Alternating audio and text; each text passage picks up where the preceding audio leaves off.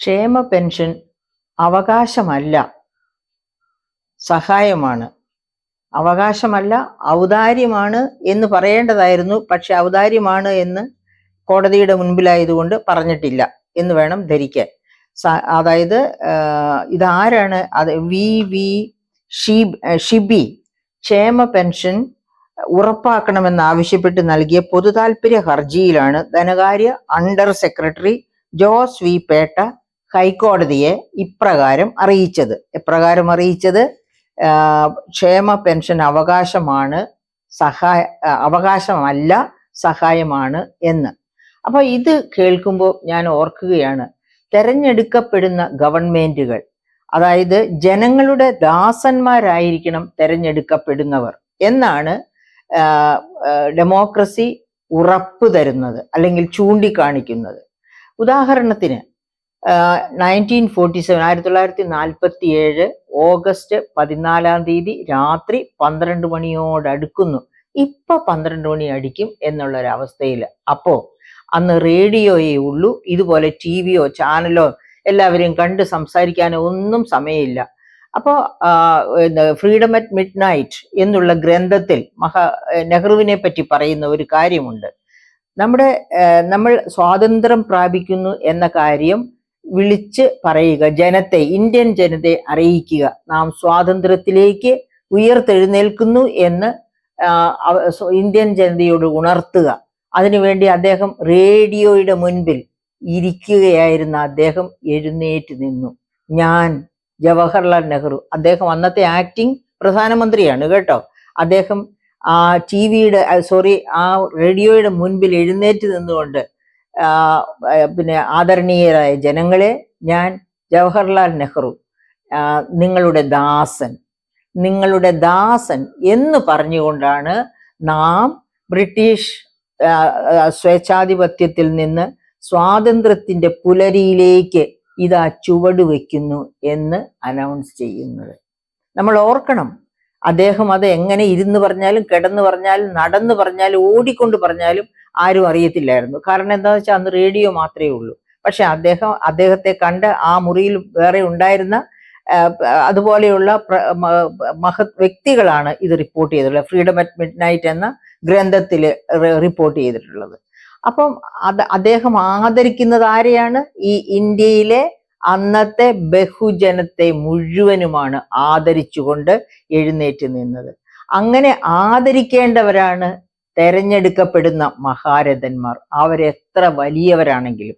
അങ്ങനെ തെരഞ്ഞെടുക്കപ്പെട്ട ഒരു ഗവൺമെന്റ് ഈ കേരളത്തിൽ ഇപ്പോഴുള്ളത്. ആ ഗവൺമെന്റിന്റെ വക്താവാണ് ഇങ്ങനെ ഒരു റിപ്പോർട്ട് ഹൈക്കോടതിയിൽ കൊടുക്കുന്നത് എന്നോർക്ക്. ഇത് അവകാശമല്ല, സഹായമാണ്. അവകാശമല്ല, ഔദാര്യമാണ് ഗവൺമെന്റിന്റെ എന്ന് അദ്ദേഹം പറഞ്ഞില്ല, എങ്കിലും സഹായമാണെന്ന് പറഞ്ഞു. അപ്പൊ അത് ഗവൺമെന്റിന്റെ ഔദാര്യമെന്നാ വരിക. പക്ഷെ നാം ഒരു കാര്യം ഓർക്കണം, ഈ പറയപ്പെട്ട സാമൂഹ്യ സുരക്ഷാ പെൻഷൻ ഒരിക്കലും ഗവൺമെന്റിന്റെ ഔദാര്യമല്ല. എവിടെ നിന്നാണ് ഗവൺമെന്റ് ഈ പണം സമാഹരിക്കുന്നത്? നമുക്കറിയാം. സാമൂഹ്യ സുരക്ഷാ പെൻഷൻ കൊടുക്കാൻ വേണ്ടി തോമസ് ഐസക്ക് തന്നെ അതായത് മദ്യത്തിൽ ഫീസ് ചുമത്തിയിരുന്നു, സെസ് ചുമത്തിയിരുന്നു. അത് കൂടാതെ തന്നെ കഴിഞ്ഞ വർഷം ശ്രീ ബാലഗോപാൽ അദ്ദേഹത്തിന്റെ ബജറ്റിലൂടെ ഇന്ധന സെസ്സും ചുമത്തിയിരുന്നു. അപ്പൊ ഇങ്ങനെ ഈ 2 തരത്തിലും പിരിച്ചെടുക്കുന്ന നികുതി വരുമാനം തീർന്നില്ല. കേന്ദ്ര ഗവൺമെന്റിൽ നിന്ന് കിട്ടുന്ന വിഹിതം കേന്ദ്രത്തിന്റെ ഔദാര്യമൊന്നുമല്ല. അത് കേന്ദ്രം നികുതി സമാഹരണത്തിലൂടെയും നികുതിയേതര വരുമാന സമാഹരണത്തിലൂടെയും പിരിച്ചെടുക്കുന്ന പണമാണ്. ജനങ്ങളിൽ നിന്ന് തന്നെ പിരിച്ചെടുക്കുന്ന പണമാണ്. സംസ്ഥാന ഗവൺമെന്റ് ആണെങ്കിലും കേന്ദ്ര ഗവൺമെന്റ് ആണെങ്കിലും ജനങ്ങളിൽ നിന്ന് പിരിച്ചെടുക്കുന്ന പണം തന്നെയാണ് അവർ ഓരോ സാമൂഹ്യ സുരക്ഷാ പെൻഷനോ അല്ലെങ്കിൽ ഏത് തരത്തിലുള്ള ബജറ്റിൽ ഉൾപ്പെടുത്തിയോ ഉൾപ്പെടുത്താതെയോ നടത്തുന്ന പ്രവർത്തനങ്ങൾക്ക് വേണ്ടി പ്രയോഗിക്കുന്നത്. അപ്പൊ ഈ സാമൂഹ്യ സുരക്ഷാ പെൻഷൻ ജനങ്ങളുടെ അവകാശം തന്നെയാണ്. എന്തുകൊണ്ട് അവകാശമാണ്? എന്താണ് വികസനം എന്ന് പറയുന്നത്? വികസനം എന്ന് പറയുന്നത് ഗ്രോത്ത്, അതായത് വളർച്ച ജനങ്ങളിൽ എത്തുന്നതാണ് വികസനം എന്ന് പറയുന്നത്. വളർച്ച എന്ന് വെച്ചാൽ സാധന സേവനങ്ങളുടെ ഉൽപാദനത്തിൽ ഉണ്ടാകുന്ന വർധനവ്. ആ വർധനവ് എങ്ങനെയാണ് ജനങ്ങളിൽ എത്തുന്നത്? അത് ജനങ്ങളിൽ എത്തുന്നത് സാമൂഹ്യനീതി ഉറപ്പുവരുത്തുമ്പോഴാണ്. അതായത് അവർക്ക് മാന്യമായി ജീവിക്കാനുള്ള കൂലി തരിക, അല്ലെങ്കിൽ കൊടുക്കുക, അല്ലെങ്കിൽ പെൻഷൻ കൊടുക്കുക, അല്ലെങ്കിൽ കൂലിയും പെൻഷനും ഒക്കെ കിട്ടേണ്ട പ്രായം കഴിഞ്ഞവരാണെങ്കിൽ അവർക്ക് സാമൂഹ്യ സുരക്ഷാ പെൻഷൻ കൊടുക്കുക. അത് അവരുടെ അവകാശം തന്നെയാണ്, അല്ലാതെ ഒരു ഗവൺമെന്റിന്റെ ഔദാര്യമല്ല. അത് സംസ്ഥാന ഗവൺമെന്റ് ആണെങ്കിലും ഗവൺമെന്റ് വക്താക്കളാണെങ്കിലും കേന്ദ്ര ഗവൺമെന്റ് ആണെങ്കിലും കേന്ദ്ര ഗവൺമെന്റ് വക്താക്കളാണെങ്കിലും മനസ്സിലാക്കേണ്ടതാണ്. ജനങ്ങളിൽ നിന്ന് പിരിച്ചെടുക്കുന്ന നികുതി എന്ന് പറയുമ്പോൾ ഒരു കാര്യം കൂടി ഈ പറയപ്പെട്ട വക്താക്കൾ ഓർമ്മിക്കണം.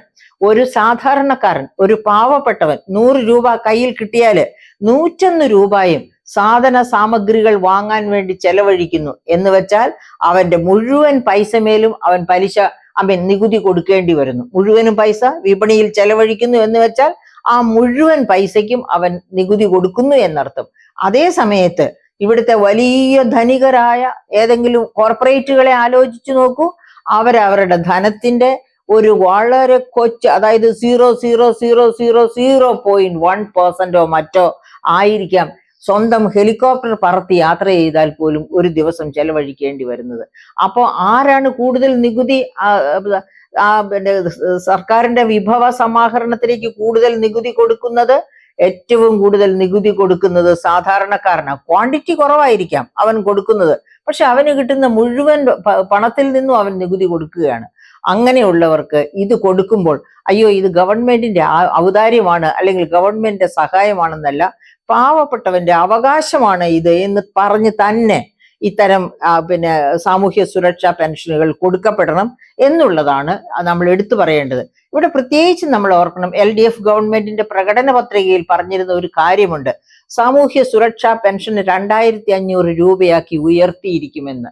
അതിപ്പോഴും 1600 തന്നെ നിലനിൽക്കുകയാണ് എന്ന് നമ്മൾ ഓർക്കണം. അപ്പൊ ഈ 2500 രൂപ വരെ സാമൂഹ്യ സുരക്ഷാ പെൻഷൻ കിട്ടുമെന്ന് പറയുമ്പോൾ ഇവിടെയും 7 ലക്ഷത്തിലധികം പേര് എന്താണ് പറയുക, പോവർട്ടി ലൈനിന് താഴെ, ദാരിദ്ര്യരേഖയ്ക്ക് താഴെ ഉണ്ട് എന്ന് ഈ റിപ്പോർട്ടിൽ തന്നെ, കോടതിയിൽ കൊടുത്തിരിക്കുന്ന റിപ്പോർട്ടിൽ തന്നെ പറയുന്നുണ്ട്. അപ്പൊ 7 ലക്ഷത്തിൽ അധികം പേരുടെ വോട്ട് ഒറ്റയടിക്ക് വോട്ട് ബാങ്കിലേക്ക് അവര് കയ്യിലേക്ക് മേടിക്കുകയാണ്. ഈ 2500 രൂപയാക്കി നിങ്ങളുടെ സാമൂഹ്യ സുരക്ഷാ പെൻഷൻ വർദ്ധിപ്പിക്കും എന്ന് പറയുമ്പോൾ ഈ പാവങ്ങൾ, ഈ അതിദരിദ്രർ, അല്ലെങ്കിൽ ഞാൻ പറയാം അതായത് ഈ പോവർട്ടി ലൈനിന് താഴെ, ദാരിദ്ര്യരേഖയ്ക്ക് താഴെയുള്ളവരുടെ വോട്ടുകളൊക്കെ ഉറപ്പാക്കുകയാണ് 2500 രൂപ എന്ന് ഉറപ്പ് വാഗ്ദാനത്തിലൂടെ കൊടുക്കുമ്പോൾ. എന്നിട്ട് അത് 1600 ആക്കിയുള്ളൂ, പോട്ടെ. അത് സംസ്ഥാനത്തിന്റെ ധനപ്രതിസന്ധി ഉണ്ട്. ഈ ധനപ്രതിസന്ധി ഈ പറയപ്പെട്ട പാവങ്ങൾ സൃഷ്ടിച്ചതല്ല. ഈ ഗവൺമെന്റിന് തന്നെ ധൂർത്ത്, കെടുകാര്യസ്ഥത, ഇങ്ങനെയുള്ള കാര്യങ്ങളിൽ നിന്നാണ് ഈ ധനപ്രതിസന്ധി ഇവിടെ രൂക്ഷമായത്. അപ്പൊ എന്നിട്ട് ആ പാവങ്ങൾക്കുള്ള അവകാശത്തെ ഏതോ ഒരു ഔദാര്യം, അതായത് സർക്കാർ ഉദ്യോഗസ്ഥന്റെ വീട്ടിൽ നിന്നോ ഗവൺമെന്റിന്റെ മുഖ്യമന്ത്രിയുടെ വീട്ടിൽ നിന്നൊക്കെ കൊണ്ടുവന്ന് കൊടുക്കുന്നത് പോലെയുള്ള ആ ഇത് വേണ്ട. അത് നെഹ്റുവിനെ പോലെ എഴുന്നേറ്റ് നിന്ന് ആദരവോടുകൂടി ഇത് ജനങ്ങളുടെ അവകാശമാണ്, ഇത് കൊടുക്കാൻ താമസിച്ചു പോകുന്നത് ഞങ്ങളോട് ക്ഷമിക്കണമെന്ന് മാപ്പ് ചോദിക്കുകയാണ് ഗവൺമെന്റോ ഗവൺമെന്റ് വക്താക്കളോ ചെയ്യേണ്ടത്, കോടതിയുടെ മുൻപിലാണെങ്കിലും സാധാരണ ജനങ്ങളുടെ മുൻപിലാണെങ്കിലും.